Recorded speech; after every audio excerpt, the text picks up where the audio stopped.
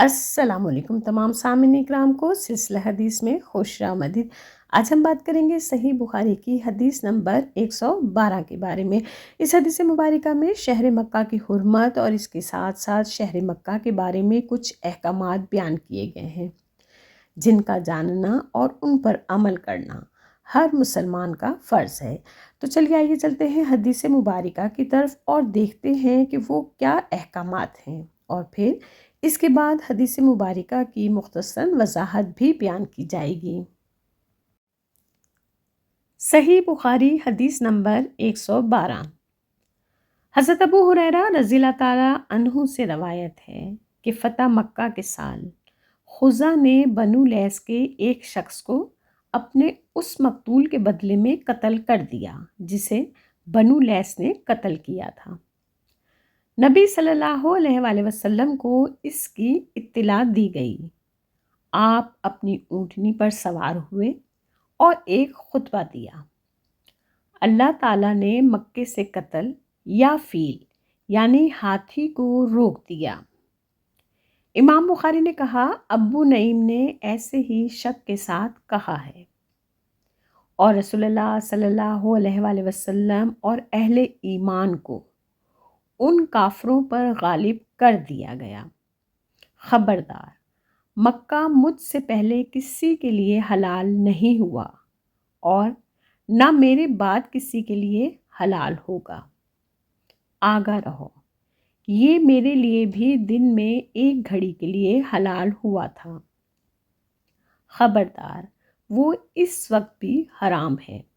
وہاں کے کانٹے نہ کاٹے جائیں، نہ اس کے درخت قطع کیے جائیں۔ اعلان کرنے والے کے علاوہ وہاں کی گری ہوئی چیز کوئی نہ اٹھائے، اور جس کا کوئی عزیز مارا جائے اسے 2 میں سے 1 کا اختیار ہے، دیت قبول کر لے یا قصاص دلوایا جائے۔ اتنے میں ایک یمنی شخص آیا اور اس نے عرض کیا، یا رسول اللہ، یہ مسائل مجھے لکھ دیجئے۔ آپ نے فرمایا، اچھا، ابو فلاں کو لکھ دو۔ قریش کے ایک شخص نے عرض کیا، یا رسول اللہ، اسخر خوشبودار گھاس یعنی اس کے کاٹنے کی اجازت دیجیے، اس لیے کہ ہم اسے اپنے گھروں اور قبروں میں استعمال کرتے ہیں۔ تو نبی صلی اللہ علیہ وآلہ وسلم نے فرمایا، ہاں، مگر اسخر یعنی وہ کاٹ سکتے ہو۔ اس حدیث مبارکہ میں 2 قبائل بنو لیث اور خزاع کا ذکر کیا گیا ہے۔ بنو لیث نے خزاع قبیلے کے ایک شخص کو قتل کیا تھا اور یہ پرانی بات تھی، لیکن فتح مکہ کے ساتھ ہی خزاع قبیلے نے اس قتل کا بدلہ لیا اور بنو لیث کے ایک شخص کو مقتول کے بدلے میں قتل کر دیا۔ جب یہ خبر نبی پاک صلی اللہ علیہ وآلہ وسلم تک پہنچی تو آپ صلی اللہ علیہ وآلہ وسلم نے اپنی اونٹنی پر بیٹھ کر ایک خطبہ دیا۔ یہ دراصل فتح مکہ کا موقع تھا اور اونٹنی پر بیٹھ کر نبی پاک صلی اللہ علیہ وآلہ وسلم کا خطاب کرنا اس لیے بھی ضروری تھا کہ وہاں موجود تمام لوگوں تک نبی پاک صلی اللہ علیہ وآلہ وسلم کی آواز بآسانی پہنچ سکے۔ اب اس حدیث مبارکہ میں ابو نعیم جو کہ امام بخاری کے استاد تھے، تو وہ کہتے ہیں کہ نبی پاک صلی اللہ علیہ وآلہ وسلم نے خطبے میں فرمایا تھا کہ اللہ تعالیٰ نے مکے سے قتل یا فیل، یعنی ابو نعیم کو اس میں شک ہے کہ رسول پاک صلی اللہ علیہ وآلہ وسلم نے قتل کہا تھا یا فیل کہا تھا۔ اب یہاں فیل سے مراد وہ ہاتھی ہیں جو ابرہہ نے مکہ فتح کرنے کے لیے بھیجے تھے۔ تو خیر، نبی پاک صلی اللہ علیہ وآلہ وسلم نے اپنی اونٹنی پر بیٹھ کر خطاب فرمایا کہ اللہ تعالیٰ نے مکے کو ابتدا سے ہی حرام یعنی محترم قرار دیا ہے۔ اس کی یہ حرمت آدم علیہ السلام سے لے کر قیامت تک کے لیے ہے، لہٰذا اسی حرمت کے سبب یہاں قتل و قتال حرام ہے۔ یہاں درخت کاٹنا حرام ہے، حتیٰ کہ کانٹا تک توڑنا حرام ہے، شکار کرنا بھی حرام ہے، غلہ و گھاس وغیرہ کاٹنا بھی ممنوع ہے، اور اس کے ساتھ ساتھ یہاں پر اگر کوئی گری ہوئی چیز ملے تو اسے بھی اٹھانا منع ہے۔ صرف وہ شخص اس چیز کو اٹھا سکتا ہے جو اعلان کر کے اس چیز کو اس کے مالک تک پہنچا سکے۔ یہ وہ تمام احکامات ہیں جن سے شہر مکہ کی حرمت کا بخوبی اندازہ لگایا جا سکتا ہے۔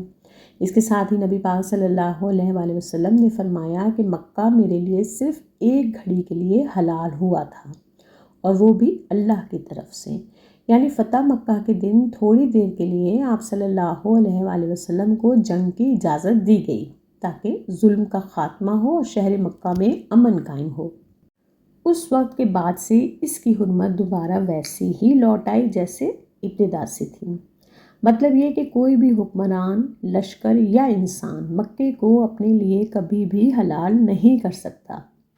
پھر اس حدیث مبارکہ میں نبی پاک صلی اللہ علیہ وآلہ وسلم نے قصاص اور دیت کا بھی حکم دیا، اور آپ صلی اللہ علیہ وآلہ وسلم نے واضح طور پر فرمایا کہ جس کا کوئی عزیز مارا جائے اسے دو اختیار ہیں۔ نمبر 1 قصاص، یعنی کہ قاتل کو شرعی سزا دی جائے، مطلب قتل کے بدلے قتل، یا پھر دیت یعنی خون بہا قبول کر لیا جائے۔ یہ شریعت کی متوازن، طاقتور قانونی ہدایت تھی جو نبی پاک صلی اللہ علیہ وآلہ وسلم نے بیان فرمائی۔ پھر ایک یمنی مسلمان نے نبی پاک صلی اللہ علیہ وآلہ وسلم سے عرض کیا کہ یا رسول اللہ، یہ احکام میرے لیے لکھ دیجئے۔ تو آپ صلی اللہ علیہ وآلہ وسلم نے فرمایا کہ ابو فلاں کو لکھ دو۔ تو ابو فلاں جو ہیں وہ ابو شاہ تھے۔ اب ابو شاہ کا اس طرح یہ احکامات تحریری طور پر لکھوانا یہ ثابت کرتا ہے کہ صحابہ دین کو محفوظ رکھنے میں بہت محتاط تھے، اور علم لکھنا اس دور میں بھی جائز تھا، اور فقہی احکام کو تحریر کی صورت میں لینے کی اہمیت موجود تھی۔ پھر ایک شخص نے نبی پاک صلی اللہ علیہ وآلہ وسلم سے کہا کہ یا رسول اللہ، اسخر یعنی خوشبودار گھاس کاٹنے کی اجازت دیجیے، کیونکہ ہم اسے گھروں اور قبروں میں استعمال کرتے ہیں۔ تو یہ جو شخص تھے یہ حضرت عباس رضی اللہ تعالیٰ عنہ تھے، جنہوں نے نبی پاک صلی اللہ علیہ وآلہ وسلم سے خوشبودار گھاس کاٹنے کی اجازت چاہی، کیونکہ یہ گھاس اہل مکہ اپنے گھروں کو تعمیر کرتے ہوئے اس کی مٹی کے اندر شامل کرتے تھے تاکہ گھروں میں سے خوشبو آتی رہے، اور قبروں میں یہ مردوں کے ساتھ خوشبو کے لیے ہی دفن کرتے تھے۔ تو آپ صلی اللہ علیہ وآلہ وسلم نے فرمایا ہاں، اسخر کاٹ سکتے ہو۔ اس سے معلوم ہوا کہ مکے کی حرمت میں ضرورت کے تحت کچھ معمولی رخصتیں دی گئیں، لیکن اصل قانون اب بھی برقرار ہے۔ اب مختصراً دیکھتے ہیں کہ ہمیں اس حدیث مبارکہ سے کیا سیکھنے کو ملا۔ نمبر 1، مکہ اللہ کی طرف سے مقدس اور ہمیشہ کے لیے محترم ہے۔ نمبر 2، مکے میں جنگ، قتل، درخت کاٹنا اور شکار کرنا حرام ہے۔ نمبر 3، گری ہوئی چیز صرف وہی اٹھائے جو اعلان کر کے مالک کو تلاش کرے۔ نمبر 4، مقتول کے وارثوں کو قصاص یا دیت میں سے ایک کا اختیار ہے۔ نمبر 5، نبی صلی اللہ علیہ وآلہ وسلم کے لیے بھی مکہ صرف ایک گھڑی کے لیے حلال ہوا تھا۔ نمبر 6، ضرورت کے تحت اسخر گھاس جیسے امور میں رخصت دی جا سکتی ہے۔ نمبر 7، دین کا علم لکھ کر محفوظ کرنا جائز ہے۔ امید کرتی ہوں کہ یہ حدیث مبارکہ بھی ہم سب کے دینی علم میں اضافے کا بہترین ذریعہ ثابت ہوگی۔ بس اللہ سبحانہ تعالیٰ سے یہی دعا ہے کہ اللہ پاک ہم سب کو دین بہتر طور پر سمجھنے کی اور اس پر عمل کرنے کی توفیق عطا فرمائے، آمین۔ اگر ویڈیو پسند آئی ہو تو اسے لائک اور صدقہ جاریہ کے طور پر شیئر کرنا ہرگز نہ بھولیے گا، اور اگر چینل پر نئے ہیں تو براہ مہربانی چینل کو سبسکرائب کرتے جائیے۔ اس کے ساتھ ہی اجازت دیجیے، انشاءاللہ پھر ملتے ہیں۔ اللہ حافظ۔